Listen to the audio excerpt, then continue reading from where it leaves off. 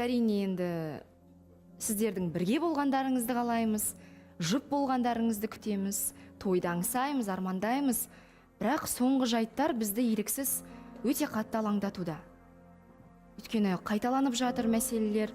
Кеше ғана жұп болдыңыздар, бірақ бүгін Сараның жобадан кетем деп айтқаны бізді шок жағдайға түсірді. Өйткені тіпті себебі де белгісіз. Не үшін? Кім үшін? Не болып қалды? Абзал, сіз білесіз бе, Сара және сізден нақты себебін күтеміз.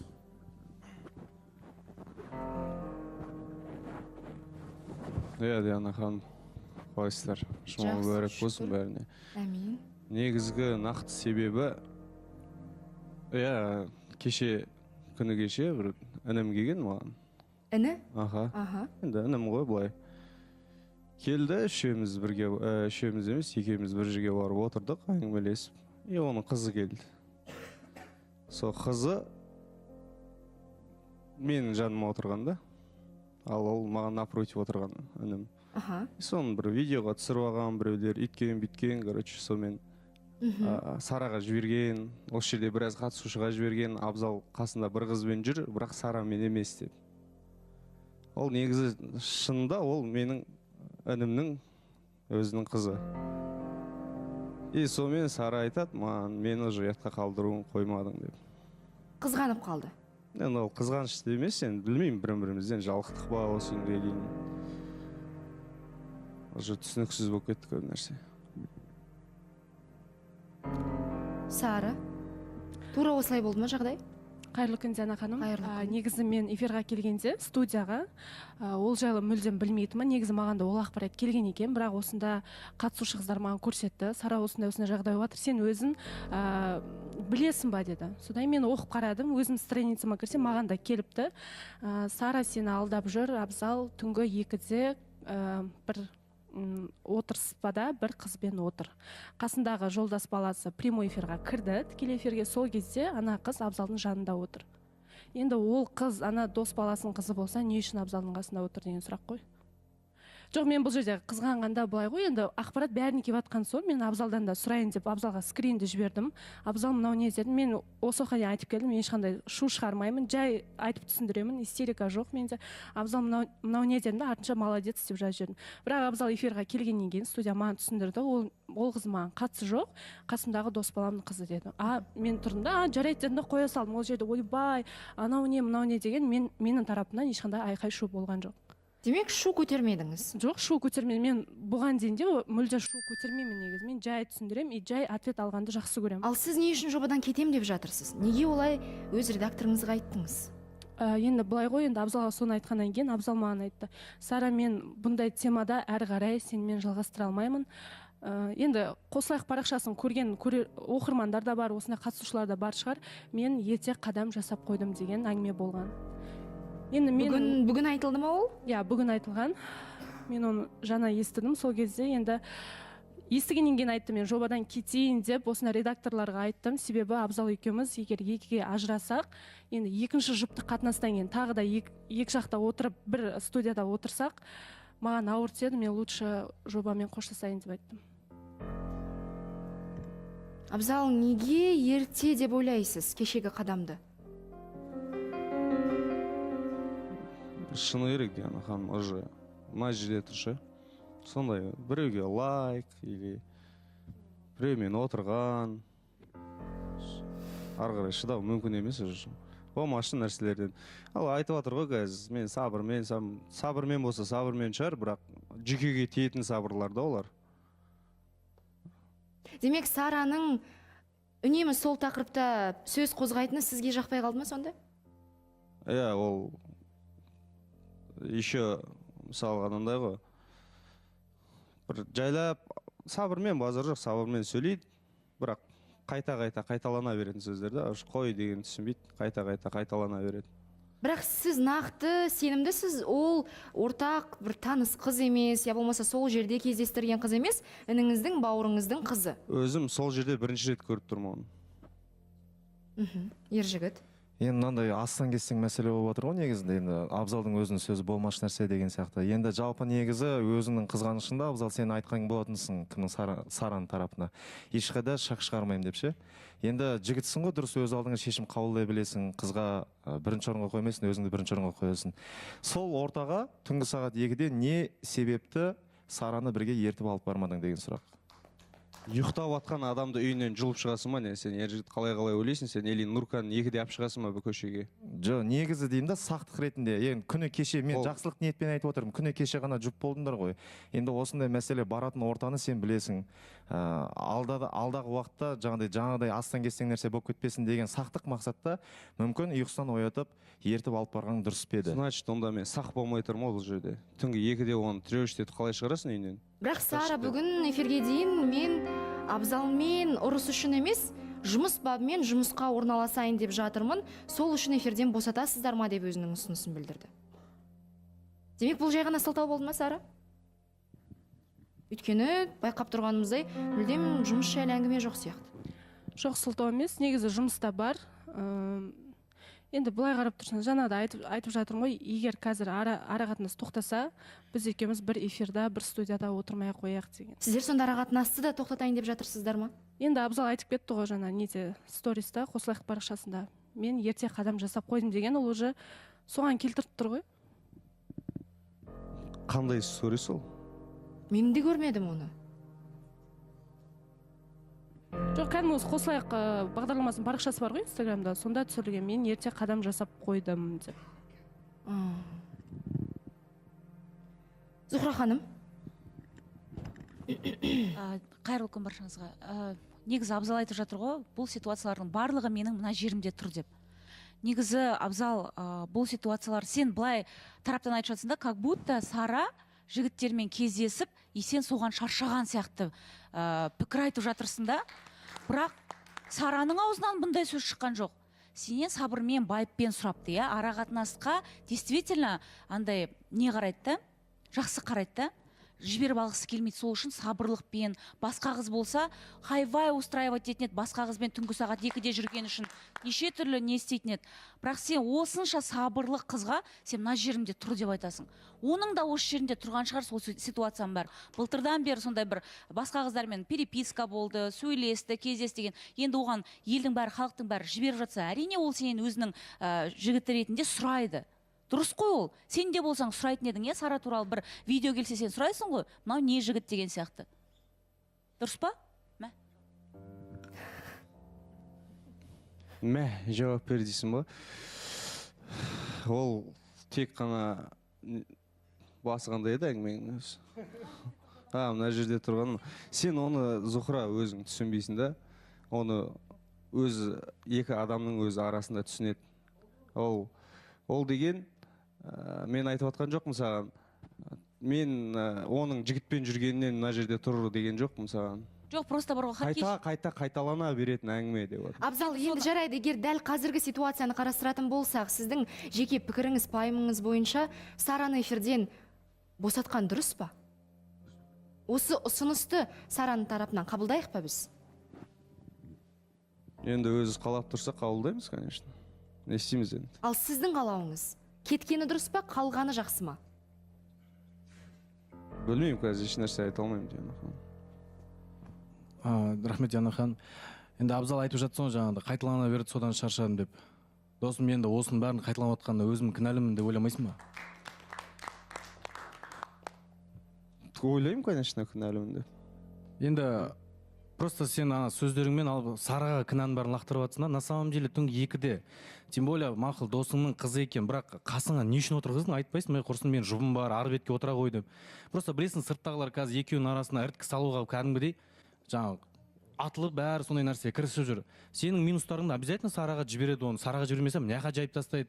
Потому что екеуің жұптықтан көре алмайтын адам көп мысалға. Негізі кінәнің өзіңнен көрген дұрыс, Сараға лақтырма. Лучше сен сол кінәңді жуып шаюға тырысу керексің. Жұпты просто кеше жұп болдың, өзі сонша уақыттан кейін зорға жеткеннен кейін бірден тоқтап тастайтын, ол несерьезный тірлік болады бауырым. Гүлназым. Жоқ, мен айтайыншы, Сараға не деп кінә лақтырып жатырмын? Енді дәл қазір сіздің сөзіңізге сүйенсек, Абзал, бейне бір Сара күнде сіздің етіңізді, миыңызды жейтін көрінеді, да? Солай түсініп отырмыз біз еріксіз. Бірақ шын мәнісінде солай ма? Әлде Сара барлығын байыбына жетіп, жай ғана сұрап, қызығушылық таныту мақсатында сұрайтын шығар, бәлкім. Бірақ мынандай нәрсе да, мен осы жігіттерді түсінбеймін бар ғой.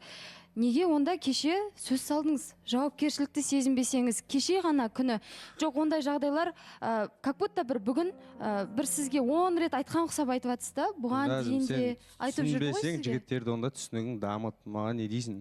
Жоқ, енді сіз қазір нетірлік жасап отырсыз, кетсе, типа андай қылып отырсыз да, кетсе кете берсін деген сияқты, маған бәрібір деген ұқсап отырсыз да, мен қалсам болды деген. Енді жылайын ба арқасынан, на колени болып, қайғырып өмір бақи өтіп кетейін ба арқасынан?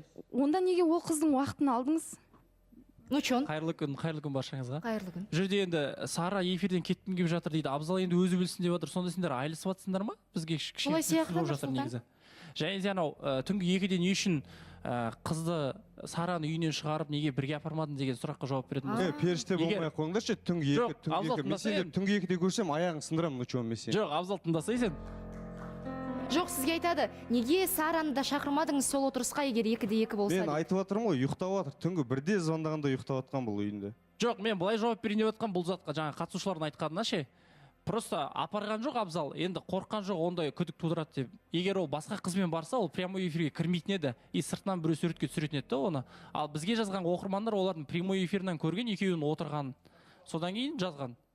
Қыз тікелей эфирге кірген бе, әлде інісі тікелей эфирге кірген бе? Абзал кірген, по-моему, қасында отырған болу керек қыз. Інісі кірген ба? Кеше Абзал осы жерде сен өзіңнің болашақ жарың ретінде көргеннен кейін екінші рет жұптыққа қадам жасадың, жұп болдыңдар. Енді бүгін кеше біз қуанып қалдық. Бүгін келіп екеуің екі жақта отырып осындай нәрсені, болмашы нәрсені көтеріп жатсыңдар. Бұл жерде менің айтпағым, кішкене нәрсеге ұрысып қалсаңдар, Сара сен кетем дейсің ба, сразу ертең үйленіп жатсаңдар, сосын Абзал кетсең кете бер дейсің ба, екеуің отырып осы мәселені бірге талқылап шешіп алуға тырыспайсыңдар ма сонда? Бәке, мына тақырыпты кім көтерді, мен ба? Көтеріп жатсыңдар дейді, мен көтердім ана тақырыпты? Жоқ, мақұл ғой, Сара көтерді, сосын сен кішкене сабырға шақырып, бір кешкісін отырып, әңгімелесіп, талқылап, екеуі ара шешіп алмайсыңдар ма? Кетсе кете берсін демей. Сен де қит етсе кетем деп, ондай ертең семьяда бола алмайсыңдар ғой? Бір жерде отыра алмайтын адам ертең бір шаңырақтың астында қалай өмір сүреді? Бірақ мен бір нәрсеге 100% кепілдік бере алам, Абзалды да Сараны да жақын танитын жан ретінде. Бүгін мейлі Сара жобадан Қосайық студиясынан кетіп қалғанмен, бұл Сара мен Абзалдың соңғы кездесуі, жүздесуі болмайды. Бәрібір әлі де алда талай мәрте қосылудың әрекеттері болады. Меніңше солай. Сондықтан қаншалықты дұрыс қазір Сараны жобадан жіберген. Я болмаса отырсын, уақыт өтелі келе, сабырға келіп, ашу басылған соң бәлкім тағы да бір-біріне қайтып оралар. Жарайды, Диана ханым, бетейік онда бір кешке біз тағы бір сөйлесейік.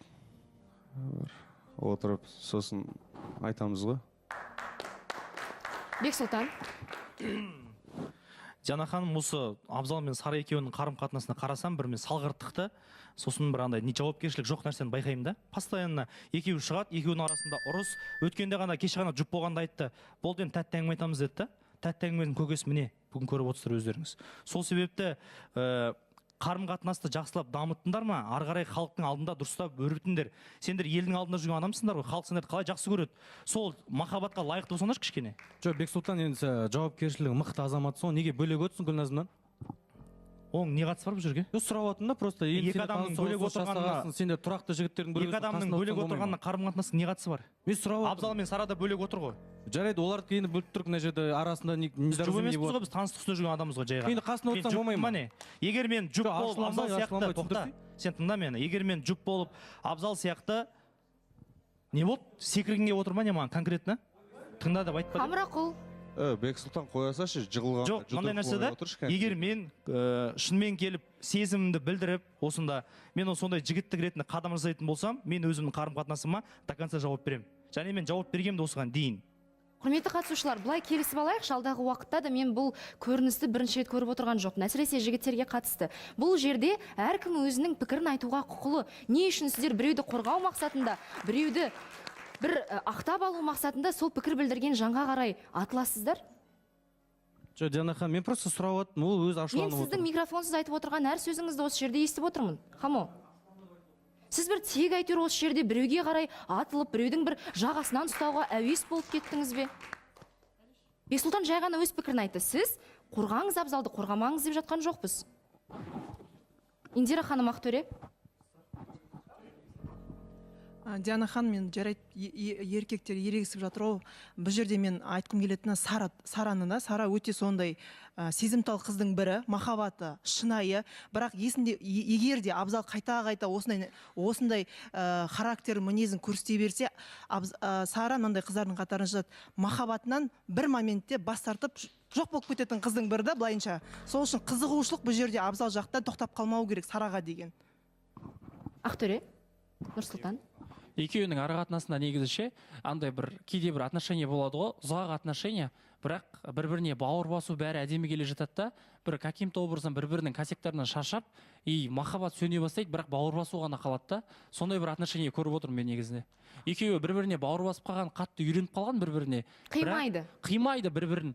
Бірақ махаббаттың пайызы азайған сияқты бұл жерде. Жоқ, мына жерде былай ғой, қырсық екеуі де, шыны керек.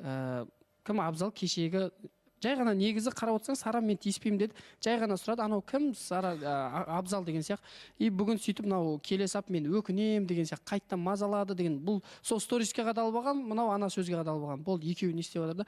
Негізі былай айтайын, мына өмірде ең бірінші жар таңдау мен мамандық таңдаудан шатаспау керек дейді. Сол үшін сіздерге айтарым, бастадыңыздар ма, до конца аяқтаңыздар, или болмаса бастамау керек еді басында кеше ғана. Просто Диана ханым бір уақытта Действительно, тоқтай тұршы, Ақтөре сонда мына жерде бәрі жақсы ниетпен бастап отыр ғой, онда вообще бастамаймыз ба, ешбәле? Былай ғой, кеше ғана өте керемет болды.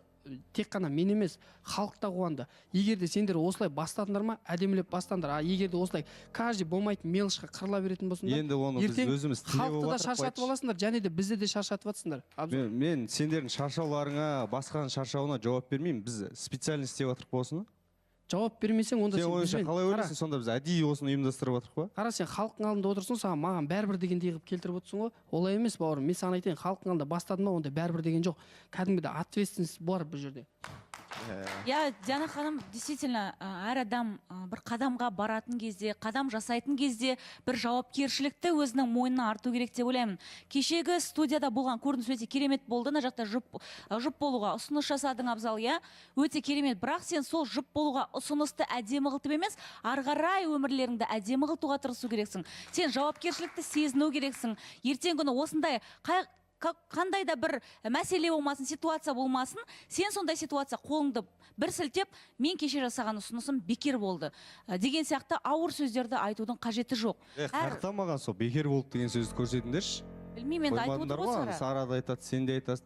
Ерте қадам жасады деп. Ерте қадам емес, асығыстық істеп қойған сияқтымын дедім. Сен асығыстық деп айтқанның өзі сен өзіңнің қадамыңа деген сенімсіздігің. Ал сен жауапкершілікті сезініп, сенімді түрде кеше жасадың да? Наверде негізі асығыс деген кішкене дұрыс емес сияқты. Сендер бір-бірлеріңді бір жылдан бастап танисыңдар ғой уже. Бір-бірлеріңді жаттап алғансыңдар ғой, қайдағы асығыстық? Диана ханым, айта кетейінші осы мәселеге байланысты. Болады ғой андай ситуация, когда вот ашуланып тұрған кезде, настроение жоқ кезде, сен қасыңа телефонмен келіп бірдеңе айтып тұрған кезде, действительно андай ойланбай айтып қоясың ондай сөздерді, кейін ойлайсың, зачем бұл сөзді айттым дегенде. Просто ашуланып тұрған кезде не айтып жатқанын өзің дұрыс естімей қаласың, дұрыс түсінбей қаласың. Оны да дұрыс түсініңдер, мына жақта ақыры неғып өйтіп айттың, не үшін өйтіп айттың деп қайта-қайта қыса берме. Ай, қайдам. Білмейміз енді. Біз де бір екі оттың арасында қалғандаймыз. Бір жағынан Сараны да түсініп, Сараның өтінішін қабыл алып, жобадан босатуға әрине болады, дәл қазір осы сәтте. Бір жағынан біз бәрібір қимаймыз. Сіздер бір-бірлеріңізді қалай қимасаңыздар, біз де сіздердің жұптарыңызды дәл солай қимаймыз. Ертең бұл ашу басылады ғой бәрібір. Бұл жерде. Баке? Бұл жерде жаңа ер адам шешеді ғой негізінде ше, отбасылық мәселенде барлығын еркекке байланысты. Жаңа Абзал айтып отыр, кешкісін отырып, өзіміз талқылап шешіп алайық деп. Сара да бүгін жаңағы несінен бас тартып кетпесін, жобадан кешкісін екеуі отырып, талқылап шешіп алсын. Ақерке? ана жерде ше абзалға бәрі түсіп жатыр ғой, бірақ мен Сараға айтқым келіп тұр да, Сара, сен үнемі қызғанып отырасың, үнемі жылап жүресің, жігіттің бір точкасына тисе берген сайын сен оны жалықтырып алуың мүмкін да. Сол үшін кішкене өзіңді де ұстасаң деймін да. Постоянно қызғана беру тоже абзалдың жағына да дұрыс емес деп ойлаймын. Сенікі кететін болсаң просто тып-тыныш кетіп қалу керек. Ақеркенің айтуынша абзал шаршап кетті сол бір қызғаныш тақырыбынан дейді. Диана? Жоқ, негізі мен Сараның несін шаршады деп ойламаймын. Өйткені абзал жақтан қателік кетпесе, негізі Сараның уже шаршайтын уақыты болды ғой. Негізінде барлық жақ абзалдан кетіп жатыр ғой. Түнгі 2-де шынымен де өзінің інісі болса, оның қызы не үшін оның жанында отырады мысалға? Ернұр мырза? Негізі ара қатынаста осындай мәселелерде неге ер азамат қана кінәлі болу керек? Сара, сен негізі абзалға сенесің бе? Жоқ, былай ғой, бұл жерде бәріміз абзалға жабылмай қояқшы, может кінә менен де бар шығар, қазір рас андай.